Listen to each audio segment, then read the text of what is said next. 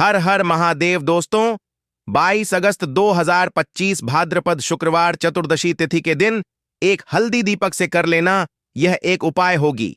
हर मनोकामना पूरी मिलेगी, सभी दोषों से मुक्ति, इतना धन आएगा कि संभाले नहीं संभलेगा। भगवान हनुमान जी के आशीर्वाद से पूरे साल धन बरसता रहेगा। दोस्तों, जैसा कि आप सभी लोग जानते हैं कि 22 अगस्त को भाद्रपद शुक्रवार चतुर्दशी तिथि पड़ रहा है, इसीलिए यह दिन बहुत ही खास है। क्योंकि देखिए दोस्तों, गुरुजी ने कहा है कि जब भी भाद्रपद शुक्रवार चतुर्दशी तिथि पड़े तो आपको सिर्फ और सिर्फ एक हल्दी दीपक वाला उपाय करना चाहिए। यह उपाय इतना खास है कि अगर आपने सही मुहूर्त पर सही क्रिया अनुसार एक हल्दी दीपक वाला उपाय कर लिया, जो प्राचीन काल के समय का महा उपाय है, तो मान के चलिए दोस्तों, भगवान हनुमान जी के आशीर्वाद से आपके जीवन का कितना ही बड़ा दुख हो, उससे आपको मुक्ति मिल जाएगी। आपकी कोई भी मनोकामना हो, मान लीजिए आप नौकरी की तैयारी कर रहे थे, आपकी नौकरी लग जाएगी। आपका बंद पड़ा व्यापार चल पड़ेगा। जिस बीमारी से आप बहुत दिनों से परेशान थे, उस बीमारी से आपको मुक्ति मिल जाएगी। आपके जीवन में धन आना शुरू हो जाएगा। आपके जीवन में धन आने के सारे रास्ते खुल जाएंगे और मान के चलिए दोस्तों, फिर आपको किसी भी प्रकार की परेशानी का सामना नहीं करना पड़ेगा। इसीलिए दोस्तों, इस दिन आप लोगों को इस वाले उपाय को जरूर कर लेना है।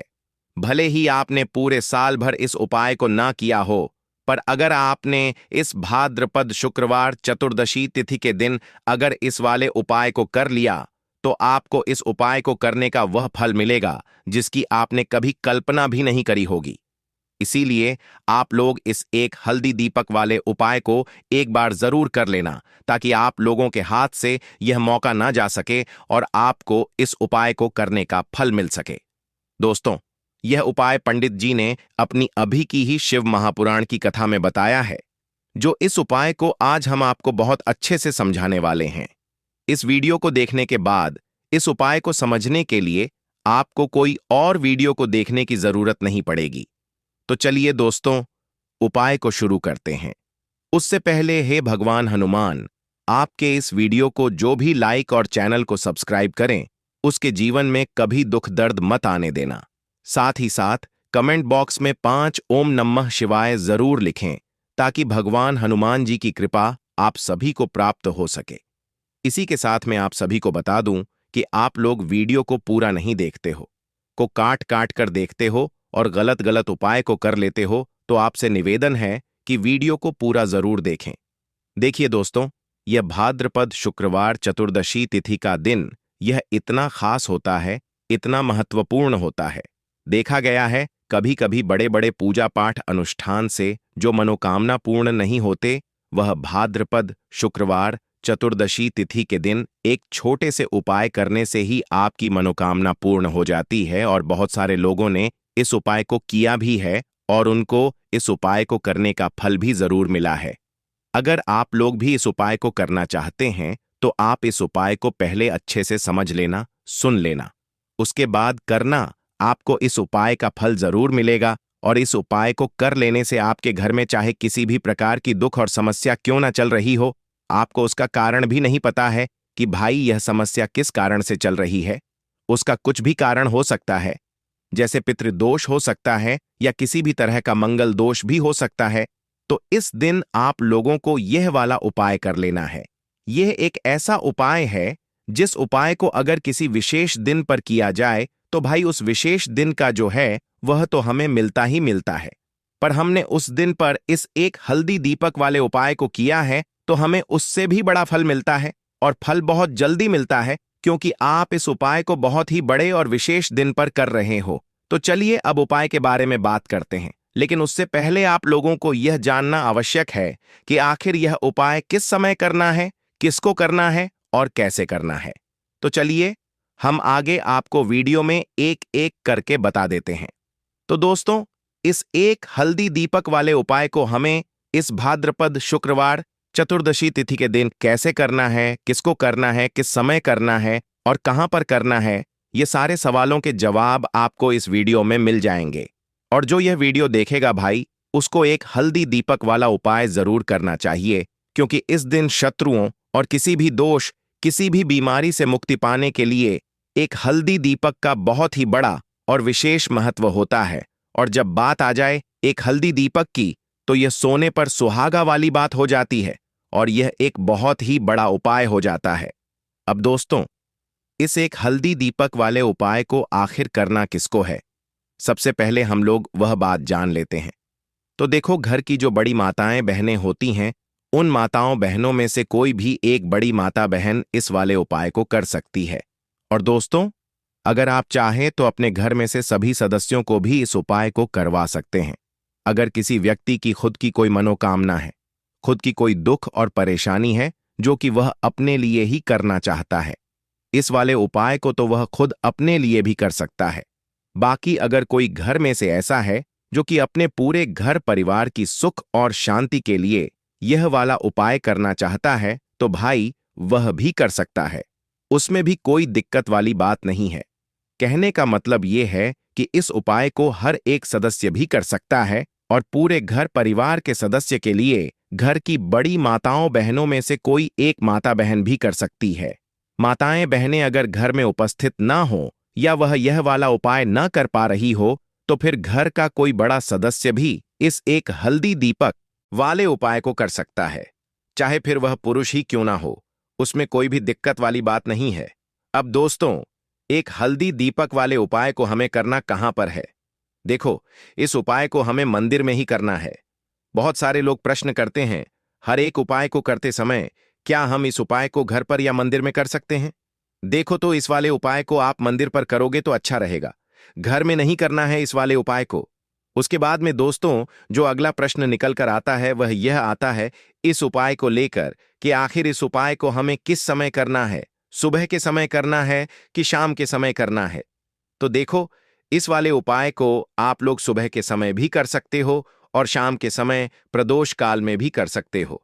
अब अगर आप पूछो कि भाई साहब सबसे उत्तम समय कौन सा रहेगा इस एक हल्दी दीपक वाले उपाय को करने का, तो हम आपसे बस यही कहेंगे कि इस उपाय को आप शाम के समय करेंगे तो ज्यादा बेहतर होगा, क्योंकि भाद्रपद शुक्रवार चतुर्दशी तिथि का दिन है और इस दिन प्रदोष काल के बहुत महत्व होता है। बाकी अगर सुबह के समय भी करेंगे तो भी अच्छा होगा, उसमें कोई भी दिक्कत वाली बात नहीं है। तो अब दोस्तों, जो अगली सबसे बड़ी और महत्वपूर्ण बात आती है वह ये आती है कि सुबह अगर हम उपाय को करेंगे तो हमें कितने बजे से लेकर कितने बजे तक के बीच में करना है, और शाम के समय प्रदोष काल में करेंगे तो हमें कितने बजे से लेकर कितने बजे के बीच में करना है। तो देखो, सुबह जितनी जल्दी हो सके आप उपाय को करने की कोशिश करना। बाकी अगर किसी कारणवश लेट भी हो जाओ, थोड़ी देर भी हो जाए तो देखो, सुबह जितनी जल्दी हो सके आप उपाय को करने की कोशिश करना।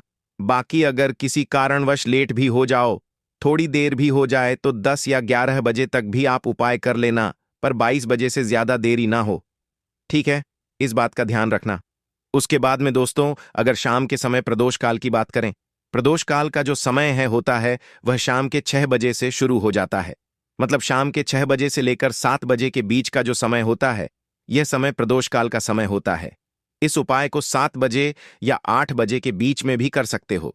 मतलब शाम के 6 बजे से रात 8 बजे के बीच में आप कभी भी इस वाले उपाय को कर सकते हो, उसमें कोई भी दिक्कत वाली बात नहीं है। परंतु 22 अगस्त भाद्रपद शुक्रवार चतुर्दशी तिथि के दिन कोशिश करना कि समय के अंतर्गत ही कर लो। किसी कारणवश ना कर पाओ तो थोड़ा देरी से भी कर सकते हो। तो चलिए, अब हम अपने सबसे पहले उपाय की बात कर लेते हैं। तो दीपक वाला उपाय करने के लिए आपको सबसे पहले जरूरत पड़ेगी एक दीपक। अब यह एक दीपक शुक्रवार की रात अपने घर में इस जगह पर जला देना, बड़े से बड़ा शत्रु भी घुटने टेक देगा। दोस्तों, जैसा कि आप सभी जानते हैं, मार्गशीर्ष महीने की शुक्रवार के दिन बहुत ही शुभ संयोग बन रहे हैं और इस दिन अगर आप 11 लौंग और 1 कपूर अपने घर में जलाते हैं तो शत्रुओं से हमेशा के लिए आपको छुटकारा मिल जाएगा।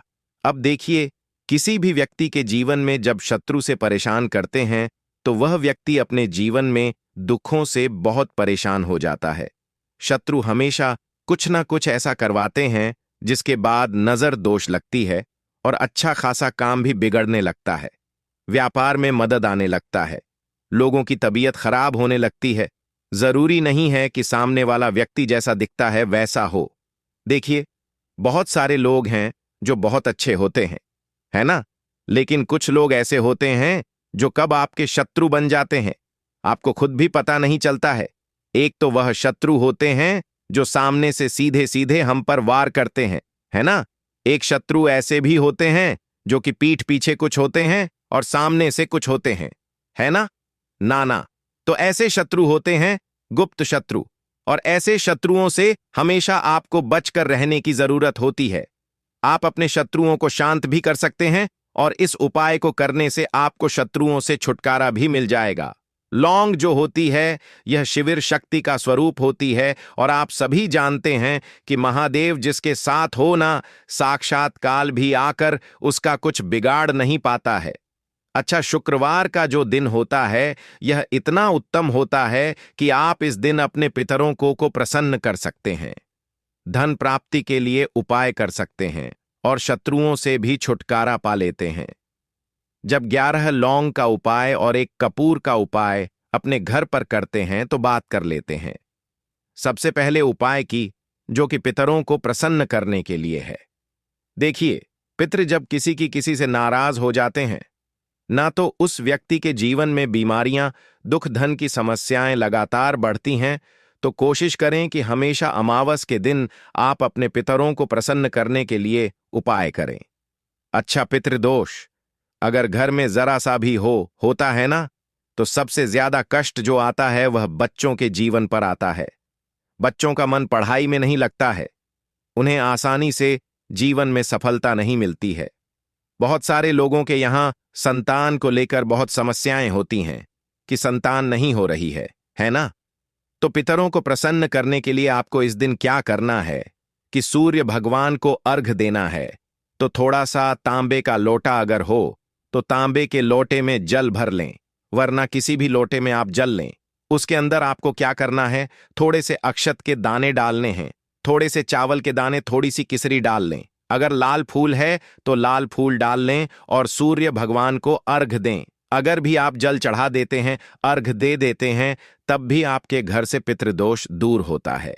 तो जब भी आप शुक्रवार के दिन सूर्य भगवान को अर्घ देते हैं, इससे आपके पितृ प्रसन्न होते हैं।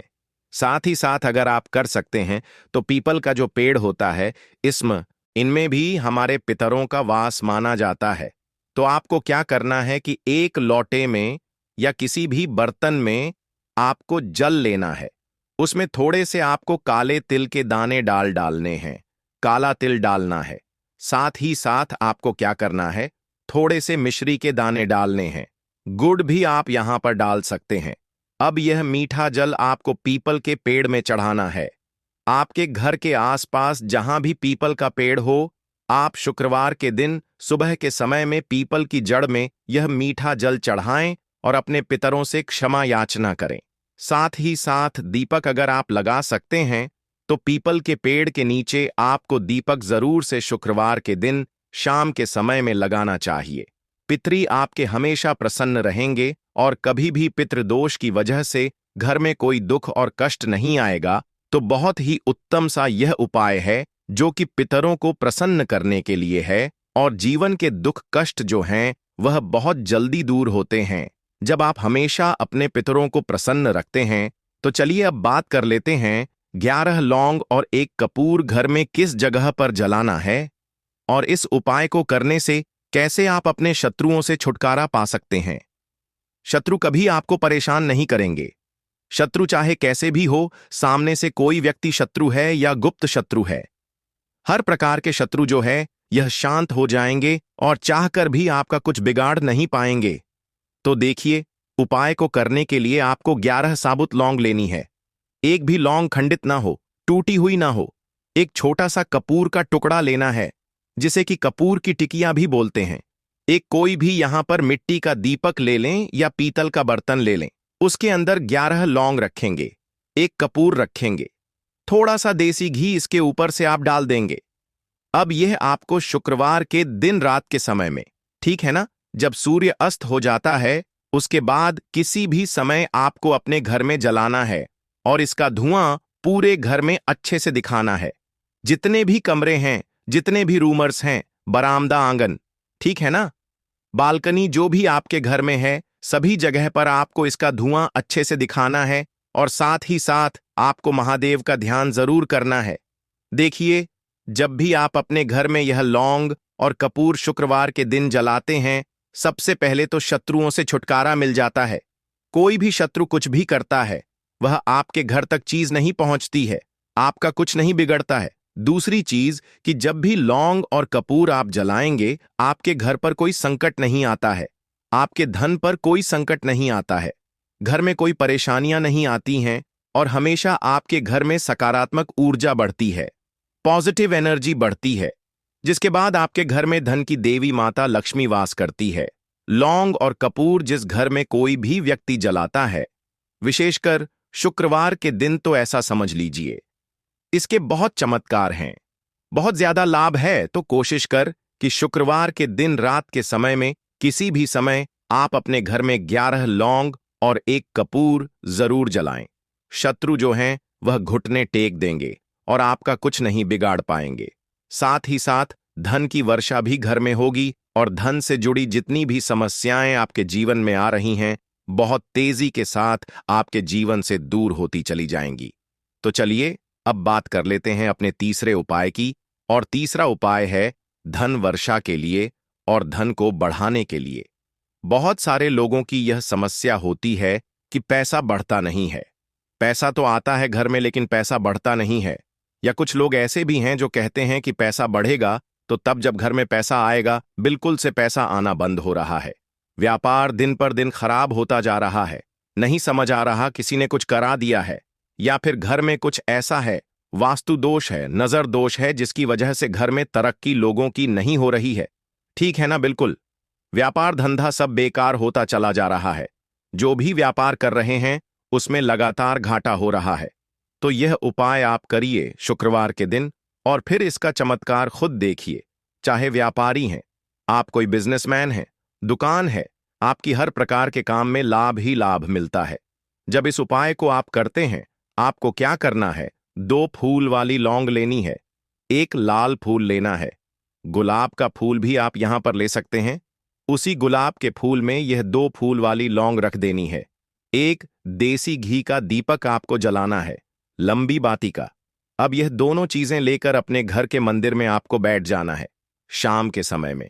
शुक्रवार के दिन शाम के समय में जब सूर्य अस्त हो जाता है, सूर्य छिप जाता है, अब आपको सबसे पहले देसी घी का दीपक जला देना है, माता लक्ष्मी के सामने और भगवान विष्णु जी के सामने।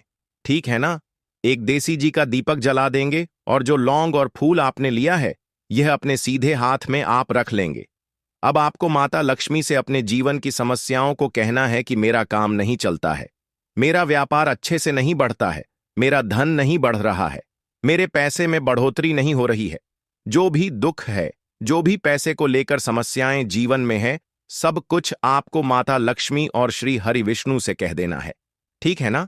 इसके बाद आपको मंत्र बोलना है 11 बार। ओम नमो भगवते वासुदेवाय नमः 11 बार यह मंत्र बोल देंगे और फिर वह फूल आपको माता लक्ष्मी को अर्पित कर देना है, उनके सामने चढ़ा देना है।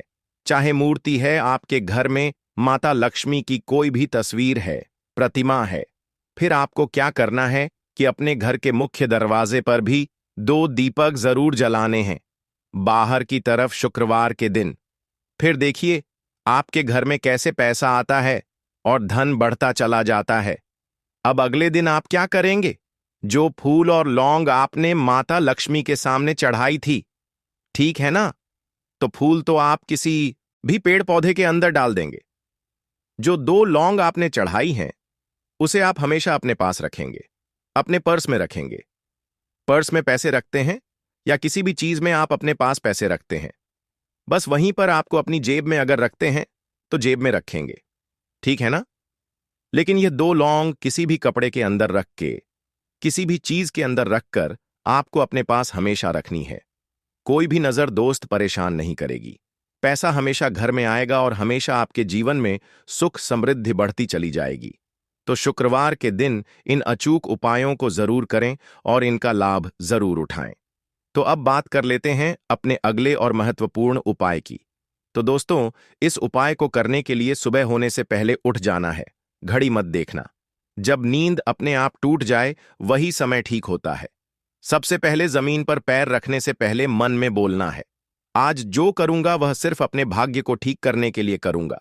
फिर बिना किसी से बात किए सीधा रसोई में जाना है। कोई दरवाजा जोर से मत बंद करना, सब कुछ धीरे से करना है। वहां हल्दी का डिब्बा ढूंढना है, जो सबसे कम इस्तेमाल होता है वही असली होता है। उसमें से बस एक चुटकी निकालनी है, ना ज्यादा ना कम, जितनी उंगलियों में आए उतनी, उससे ज्यादा नहीं। अब एक कटोरी चाहिए, तांबे की हो तो सबसे अच्छा पीतल चलेगा, नहीं तो मिट्टी का छोटा सा प्याला भी चलेगा, लेकिन प्लास्टिक नहीं चलेगा। अब उस हल्दी को उस कटोरी में रखना है, बिना किसी मंत्र, बिना किसी सोच के। बस हल्दी डालते हुए इतना बोलना है, जो पीला है वह उजाला है। मेरे जीवन में अब यही उजाला चाहिए और कुछ नहीं।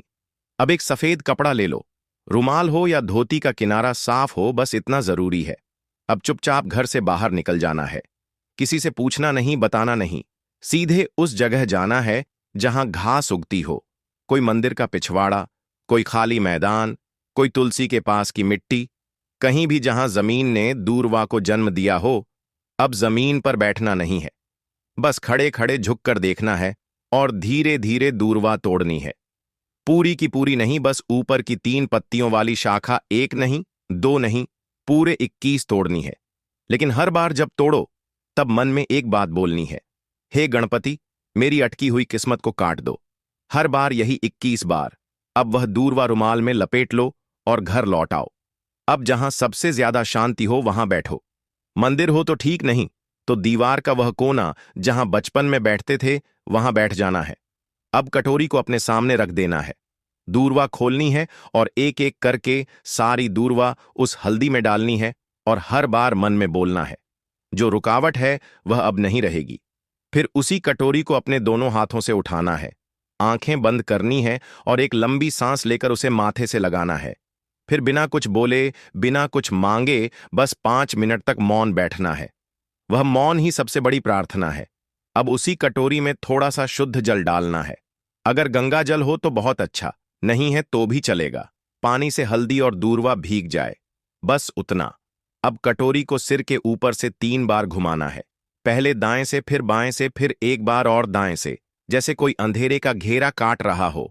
और फिर उस कटोरी को लेकर चुपचाप घर से बाहर जाना है, किसी पुराने पीपल के पेड़ के नीचे या किसी बहते पानी में, नदी में, वहां जाकर वह हल्दी और दूरवा बहा देनी है। लेकिन ध्यान रखना, पीछे मुड़कर नहीं देखना है। जैसे जो छोड़ आए वो अब दोबारा जिंदगी में लौटे नहीं। फिर लौटकर घर आना है, हाथ मुंह धोना है, लेकिन न कुछ खाना है न पीना है, कम से कम दोपहर तक कुछ नहीं। सिर्फ मौन रहना है और मन में एक बात टिकाए रखना है, अब जो होगा वह मेरे लिए सही होगा। यही उपाय है, यही टोटका है और यही भरोसा है। इसे किसी को बताना नहीं है, किसी से चर्चा नहीं करनी है। और किसी दिन अचानक जब कोई बंद दरवाजा अपने आप खुल जाए तो समझ लेना हल्दी और दूरवा ने अपना काम कर दिया है।